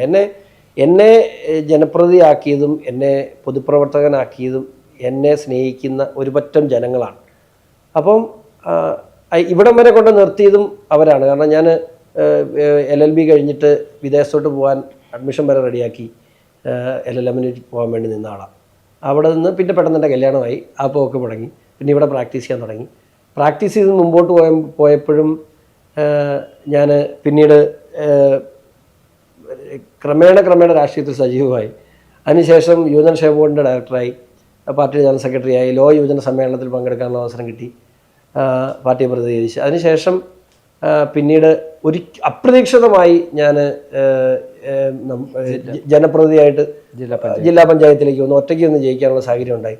പിന്നെ അവിടെ നിങ്ങോട്ട് എനിക്ക് പുറകോട്ട് പോകാൻ മേലാത്ത രീതിയിൽ എന്നെ ആളുകൾ വിശ്വസിക്കുന്നു. ഒരാൾ നമ്മളെ, ഇപ്പോൾ ചേട്ടനാണെങ്കിലും എന്നെ ആണെങ്കിലും ഒരാൾ നമ്മളെ അന്ധമായി വിശ്വസിച്ചാൽ നമുക്ക് അവരോട് തിരിച്ചുള്ള ഒരു ബാധ്യത വലുതാണ്. എൻ്റെ കൂടെയുള്ള ഒരു പറ്റം ആളുകൾ, എന്നെ സ്നേഹിക്കുകയും വിശ്വസിക്കുകയും ചെയ്യുന്ന ഒരു പറ്റം ആളുകൾ എൻ്റെ ചുറ്റുമുണ്ട്. അവരെന്നെ ഞാൻ അവരെ നേതാവെന്ന് പറഞ്ഞാൽ ജനങ്ങളെ നയിച്ചോണ്ട് പോകുന്നതല്ല. പക്ഷേ എൻ്റെ കാര്യം നേരെ തിരിച്ചാണ്. എന്നെ ഒരു പറ്റം ആളുകൾ എന്നെ കൊണ്ടു നടക്കുകയാണ്. അങ്ങനെയാണ് എൻ്റെ പൊതുപ്രവർത്തനം ഇതുവരെ. അപ്പോൾ അവരോടുള്ള എൻ്റെ ഒരു വിശ്വാസ്യതയും അവരോടുള്ള എൻ്റെ ഒരു കമ്മിറ്റ്മെൻറ്റുമാണ്. അതിനകത്ത് എനിക്ക് അതിനു മുമ്പിൽ എൻ്റെ നഷ്ടങ്ങൾ, എൻ്റെ സമയം, എൻ്റെ ജീവിതം ഇതൊന്നും ഞാൻ ചിന്തിക്കുന്ന ആളല്ല. അതിൽ ഞാൻ വലിയ ആനന്ദം കണ്ടെത്തുന്ന ആളാണ്. എൻ്റെ കൂടെ നിൽക്കുന്ന അല്ല എന്നോട് സ്നേഹിക്കുന്ന ഒരു പറ്റം ആളുകൾക്ക് വേണ്ടി ജീവിതം മാറ്റി വെക്കുന്നതിൽ എനിക്ക് സന്തോഷമുള്ള ആളാണ്. അതിൽ ഞാൻ എൻ്റെ ലാഭനഷ്ടങ്ങൾ ചിന്തിക്കാറില്ല. തൃശ്ശൂരും തിരുവനന്തപുരം വിജയിച്ചില്ലെങ്കിൽ പോരാട്ടം നടന്നു. അല്ല, ആറ്റിങ്ങൽ ഏറ്റവും വലിയ പോരാട്ടം ആറ്റിങ്ങൽ. ജീവിതത്തിൽ ശ്രദ്ധിക്കപ്പെടാതെ 15,000 വോട്ടിൻ്റെ വ്യത്യാസമാണ് ആറ്റിങ്ങൽ ഒരു സർവേയിലും ആറ്റിങ്ങൽ എവിടെയും ഇല്ലായിരുന്നു. പക്ഷേ ഏറ്റവും വലിയൊരു പൊളിറ്റിക്കൽ ഫൈറ്റ് നടന്നൊരു സ്ഥലം ആറ്റിങ്ങലാണ്. തിരുവനന്തപുരത്ത് നമുക്കറിയാം അത്ര വോട്ട് കൂടിയിട്ടില്ല. അല്ല, തിരുവനന്തപുരത്ത് രാജീവ് ചന്ദ്രശേഖർ എന്ന് പറയുന്ന ഒരു വലിയ പിക്ചർ നമുക്ക് കിട്ടി. ഇവിടെ അദ്ദേഹത്തിൻ്റെ, പ്രത്യേകിച്ച് വി മുരളീധരൻ എന്ന് പറയുന്ന മനുഷ്യൻ്റെ ഒരു ഭയങ്കര പ്രയത്നം അത് നമ്മൾ കാണാതെ പോകാൻ പാടില്ല. ഒരു പാർട്ടിക്കാരൻ എന്ന നിലയിൽ ഞാനത് പറയാതെ പോയാൽ മര്യാദകളാകും. അതുപോലെ ആലപ്പുഴ ശോഭ ചേച്ചിയുടെ ഒരു വലിയ പോരാട്ടം നിസ്സാരമായിട്ട് കാണാൻ നമുക്ക് കഴിയുന്ന കാര്യമല്ലല്ലോ. പക്ഷെ എന്തുകൊണ്ട് പത്തനംതിട്ടയിൽ അത് പരാജയപ്പെട്ടു? അതിന് പല ഫാക്ടേഴ്സ് ഉണ്ട്. കാരണം ഞാനൊരു കാര്യം പറയാം, അവിടെ PC ജോർജ് ആയിരുന്നെങ്കിൽ ഇങ്ങനെ ആയിരിക്കുമോ, അല്ലെ ഷോൺ ജോർജ് ആയിരുന്നെങ്കിൽ ഇങ്ങനെ ആയിരിക്കുമോ അതിൻ്റെ റിസൾട്ട്? ഞാനൊരു കാര്യം പറയട്ടെ, ഇവിടെ എത്ര ഓൺലൈൻ ചാനലുണ്ട്? അത് ഇപ്പം ക്രൈം നന്ദകുമാർ നടത്തുന്ന ഓൺലൈൻ ചാനൽ പോലെ പറ്റുമോ? അത് ഓരോരുത്തർക്കും ഓരോ റേറ്റിംഗ് ഉണ്ട്. അപ്പം അനിൽ ആൻ്റണി എന്ന് പറയുന്ന വ്യക്തിയുടെ കഴിവും പ്രാപ്തിയും എനിക്ക് ബോധ്യമുള്ള ആളാണ്. പക്ഷെ അത് എല്ലാവർക്കും ബോധ്യപ്പെടുത്തിയെടുക്കാൻ നമുക്ക് 1 മാസം പോരാ. അതാണ് അവിടെ സംഭവിച്ചത്. അനിൽ എന്ന് പറയുന്നത് ദേശീയ തലത്തിൽ നിൽക്കുന്ന ആളാണ്, ദേശീയ സെക്രട്ടറിയാണ്. അദ്ദേഹത്തിൻ്റെ കഴിവും പ്രാപ്തിയൊക്കെ മറ്റൊരു തലത്തിൽ നിൽക്കുന്ന ആളാണ്. അദ്ദേഹം എന്നെപ്പോലെ രാവിലെ ഉച്ചയ്ക്കും വൈകുന്നേരം കൈകൊണ്ട് കൊടുത്ത് ചായക്കടക്കറി ഇരിക്കുന്ന ആളല്ല. അദ്ദേഹത്തിൻ്റെ രാഷ്ട്രീയ ശൈലി, അദ്ദേഹം ജീവിച്ചു വന്ന ശൈലിയൊക്കെ മറ്റൊന്നാണ്. അപ്പം ഈ പത്തനംതിട്ടയുടെ ഒരു സാഹചര്യത്തിനോട് പൊരുത്തപ്പെട്ട് വരാൻ അദ്ദേഹത്തിന് എടുത്ത സമയം തന്നെ ആകെപ്പാടെ 34 ദിവസമാണ് നമുക്ക് ഇലക്ഷൻ പ്രചരണത്തിന് കിട്ടിയത്. ആ ഒരു ദിവസം കൊണ്ട് അദ്ദേഹത്തെ ജനങ്ങളിലേക്ക് എത്തിക്കാൻ നമുക്ക് കഴിഞ്ഞില്ല. PC ജോർജ് എസ്റ്റാബ്ലിഷ്ഡ് ആണ്, ഷോൺ ജോർജ് എസ്റ്റാബ്ലിഷ്ഡ് ആണ്. എൻ്റെ ചോദ്യം അതാണ്, PC ജോർജോ ഷോൺ ജോർജോ സ്ഥാനാർത്ഥിയായിരുന്നെങ്കിൽ ഇങ്ങനെ ആയിരിക്കുമോ? അല്ലല്ല, മറ്റൊരു ബലമാവും. എനിക്ക് ജയിക്കോ തോക്കോ ഞാൻ പറയാൻ പറ്റില്ല. പക്ഷേ ഞാൻ പറയാം, ബലം മറ്റൊന്നാകുമായിരുന്നുള്ള കാര്യത്തിൽ സംശയമില്ല. പക്ഷേ അതിന് പാർട്ടിയെ സംബന്ധിച്ചൊരു കാഴ്ചപ്പാടുണ്ട്. പാർട്ടി എന്നോട് എപ്പോഴും പറഞ്ഞിട്ടുള്ള കാര്യം, കേരളത്തിൽ നിന്ന് പ്രവർത്തിക്കണം. ഇപ്പം ഇവിടുന്ന് ഷോൺ ജോർജിനെ പോലെ ഒരാൾ ഡൽഹിയിൽ ആവശ്യമൊന്നുമില്ല. ഡൽഹിയിൽ ഒത്തിരി പ്രഗത്ഭരിപ്പുണ്ട്. അപ്പോൾ ഷോൺ ജോർജിനെ ആവശ്യമുള്ളത്, അല്ലെങ്കിൽ PC ജോർജിനെ പാർട്ടിക്ക് ആവശ്യമുള്ള കേരളത്തിലാണ്. അപ്പോൾ അതുകൊണ്ട് കേരളത്തെ സംബന്ധിച്ച് പാർട്ടിക്ക് അതിൻ്റെ ഒരു കാഴ്ചപ്പാടുള്ളത് കൊണ്ടാകാം അങ്ങനെ ഒരു തീരുമാനം എടുത്തത്. ഇവിടുന്ന് ഡൽഹിയിൽ അനിലാണ് ആവശ്യം, അനിലിനെ ഡൽഹിയിൽ ആവശ്യമുണ്ട്. ഇപ്പോൾ ഷോൺ ജോർജിനെ ആവശ്യം കേരളത്തിലാണ്. ആ വ്യത്യാസമുണ്ട്. ഈ കേരളത്തിൽ ഇപ്രാവശ്യം ഉണ്ടായിട്ടുള്ള ഒരു മുന്നേറ്റത്തിൽ ഏറ്റവും പ്രധാനപ്പെട്ട ഘടകമായി വന്നത് താങ്കളുടെ ഒരു പോരാട്ടമാണെന്ന് നമുക്ക് പറയാൻ പറ്റും. ഇനി അങ്ങോട്ട് എന്താണ്? കാരണം എന്താ വെച്ചാൽ ഡൽഹിയിൽ പഴയ പോലെ ഒരു പ്രതാപം മോഡിക്കില്ല. ഇന്നലെ മുതൽ പ്രതാപം ആയല്ലോ. ഇന്നലെ ആദ്യത്തെ പാർലമെന്റ് സെഷൻ സ്പീക്കർ തെരഞ്ഞെടുപ്പ് മുതൽ എടുത്തു നോക്കി. മോഡിയുടെ ഒരു പ്രഭാവത്തിന് എന്തെങ്കിലും ഒരു മങ്ങലേറ്റതായിട്ട് ഇനി അങ്ങോട്ട് കാണാൻ കഴിയില്ല. കാരണം ഇപ്പോൾ ഇവിടെ ഒരു കൊല്യൂഷൻ ഗവൺമെൻറ് വരുന്നു, ഒരു മുന്നണി സർക്കാർ വരുന്നു എന്ന് പറഞ്ഞപ്പോൾ എല്ലാം മോഡി അങ്ങ് തീർന്നു, അല്ലെങ്കിൽ BJP തീർന്നു എന്നൊക്കെ പറഞ്ഞിട്ട് ഏതെങ്കിലും ഘടകകക്ഷി അനങ്ങിയോ? അവരൊക്കെ കൃത്യമായി ആ നേതൃത്വത്തെ അംഗീകരിച്ചുകൊണ്ട് തന്നെ എന്തെങ്കിലും ഒരു അസ്വാരസ്യം ഇതുവരെ, എൻ്റെ കാഴ്ചപ്പാടിൽ ഇതുവരെ നെഗോസിയേഷൻസൊക്കെ അങ്ങോട്ടും ഇങ്ങോട്ടും നടക്കുന്നുണ്ട്, പക്ഷെ ഒരു അസ്വാരസ്യം ഉണ്ടായിട്ടില്ല. മാത്രമല്ല അദ്ദേഹത്തിൻ്റെ ഒരു പേഴ്സണൽ കപ്പാസിറ്റി, ഇപ്പം പാർട്ടിയുടെ കപ്പാസിറ്റി മാറ്റിവെച്ചോ, അല്ലെങ്കിൽ BJPയുടെ ഒരു സംഘടനാ സംവിധാനമൊക്കെ മാറ്റിവെച്ചാൽ പ്രധാനമന്ത്രി എന്ന നിലയിൽ അദ്ദേഹത്തിൻ്റെ ഒരു പേഴ്സണൽ കപ്പാസിറ്റി നമ്മൾ അളക്കേണ്ടത് തന്നെയാണ്. ആ കൈകളിൽ ഈ രാജ്യവും പാർട്ടിയും സുരക്ഷിതമാണെന്നുള്ള കാര്യത്തിൽ എനിക്ക് യാതൊരു സംശയം. കേരളത്തിൽ ഷോൺ ജോർജ് BJPയുടെ സംസ്ഥാന പ്രസിഡന്റായി വരുന്നു എന്ന് പറയുന്ന ചില പ്രചരണങ്ങളൊക്കെ സംസ്ഥാന പ്രസിഡന്റ്. ഞാൻ വെറും 3 രൂപ മെമ്പർഷിപ്പുകാരനാണ്. എൻ്റെ പാർട്ടിയിൽ വെറും 3 രൂപ മെമ്പർഷിപ്പ് ഉള്ള പാർട്ടിയാണ്, ഒരു വ്യക്തിയാണ്.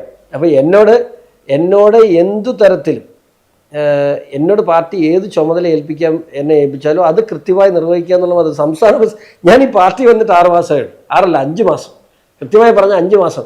5 മാസത്തിനുള്ളിൽ തിരുവനന്തപുരത്ത് പോയി പ്രധാനമന്ത്രിയെ സ്വീകരിക്കാൻ താങ്കൾക്ക് അവസരം കിട്ടി. അത് എന്റെ പാർട്ടി എനിക്ക് നല്ല വലിയ അംഗീകാരമല്ലേ. കേരളത്തിൽ ഒരു പാർട്ടി നേതാവിനും ഇല്ലാത്ത പോരാട്ട നായകൻ കൂടിയാണ് താങ്കൾ.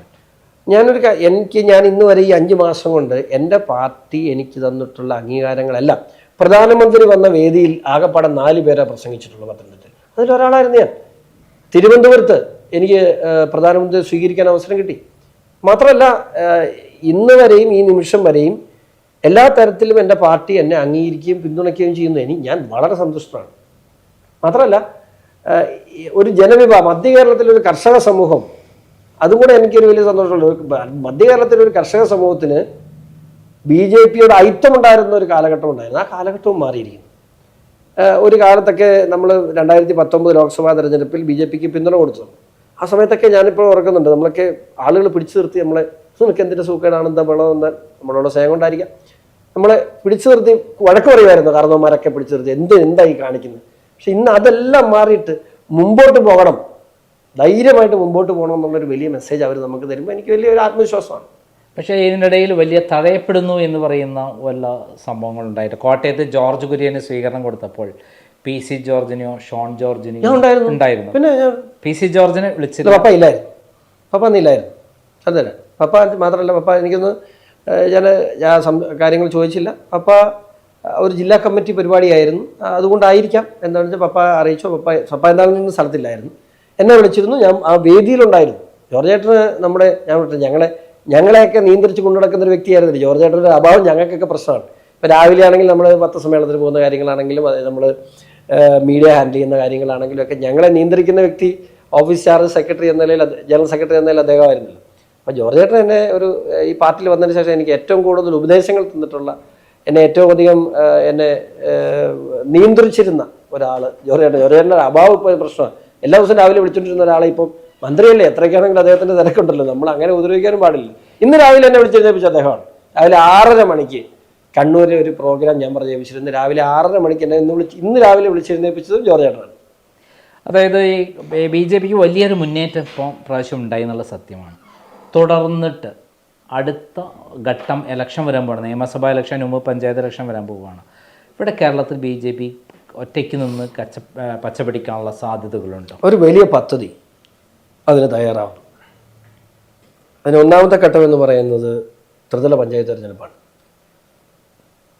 ത്രിതല പഞ്ചായത്ത് തെരഞ്ഞെടുപ്പിൽ 26 മുതൽ 30% വോട്ട് ഷെയർ വർദ്ധിപ്പിക്കുക എന്നുള്ളതാണ് പാർട്ടിയുടെ ഇനിയുള്ള ലക്ഷ്യം.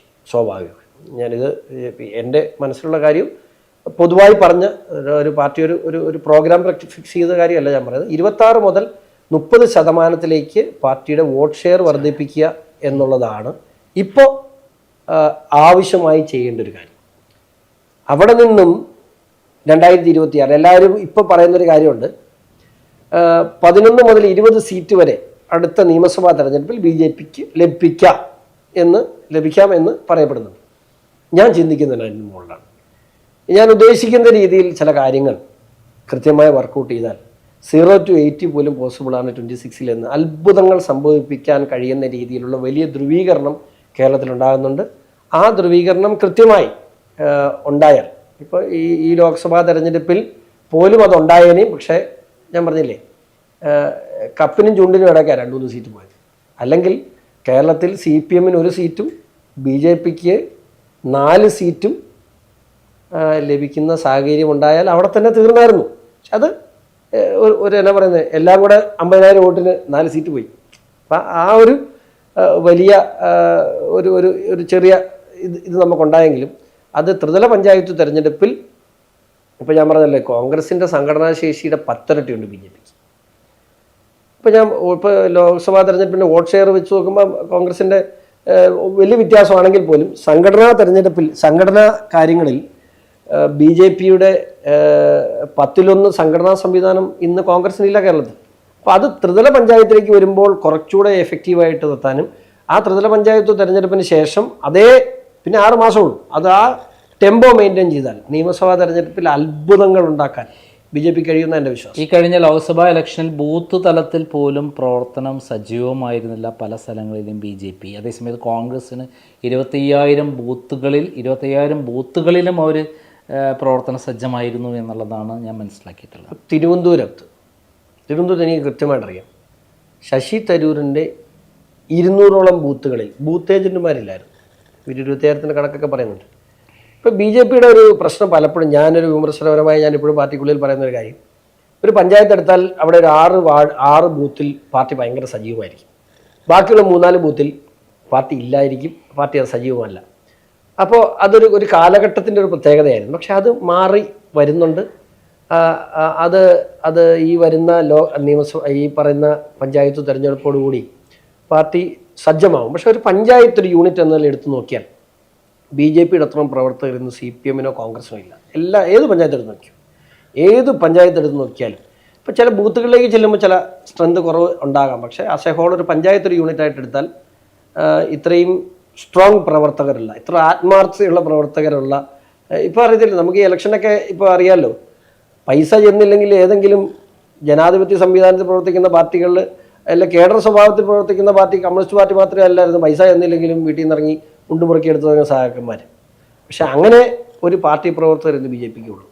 അവിടെ ഈ ഇലക്ഷൻ്റെ ബൂത്ത് പ്രവർത്തനങ്ങൾക്കൊന്നും സംഘടനാപരമായ പണമൊന്നും എത്തിയില്ലെങ്കിലും കൈക്കാശ് മുടക്കി രാഷ്ട്രീയ പ്രവർത്തനം നടത്തുന്ന പ്രവർത്തകർ ഇന്ന് കേരളത്തിൽ BJPക്ക് ഉള്ളൂ. CPM ഇല്ല, കോൺഗ്രസിനും ഇല്ല. അതായത് ഇന്ത്യയിൽ മുഴുവൻ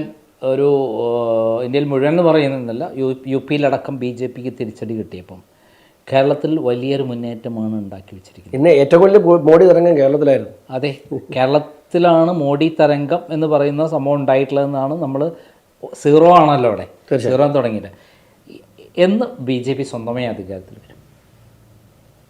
ഞാൻ പറഞ്ഞല്ലോ, അതിനുള്ള ഉത്തരം നേരത്തെ പറഞ്ഞു. ഞാൻ 26-ൽ പോലും ഞാൻ പ്രതീക്ഷിക്കുന്നു. പക്ഷേ ഞാൻ പറഞ്ഞല്ലോ, നിർണായകമായി അവിടെ 26-ൽ തന്നെ ഇവിടെ ഭരണം തീരുമാനിക്കുന്നത് ഉള്ള മാൻഡേറ്റ് BJPക്ക് ഉണ്ടാവും.